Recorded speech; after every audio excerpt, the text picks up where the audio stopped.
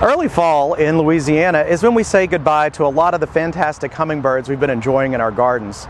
Even as the hummingbirds fly south, we can still enjoy a lot of the plants they were feeding on, and a big group of those plants are the salvias, and one of my favorite is this Mexican bush sage, or Salvia leucantha. The leaves are long and narrow, and they have kind of a gray or silver sheen to them, and it's actually because they're fuzzy or velvety, which gives this plant another name, velvet sage. But it's this texture on the leaf that helps make this plant very deer resistant.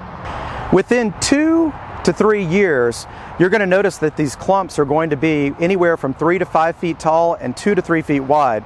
It's a very tough plant, very drought tolerant, and believe it or not, it's cold hardy all the way up to North Louisiana. When choosing a planting location for Mexican bush sage, you're going to want to make sure it's well drained and in full sun, although I have found that it will tolerate afternoon shade in hotter parts of the state. Timing the blooms on this plant is quite interesting because it doesn't actually bloom in spring, but instead it's going to start in late summer, go all the way through fall and into first frost. This is the most common color form. It's just called bicolor. It's white and purple, but there's pinks, pure whites, and dark purples as well.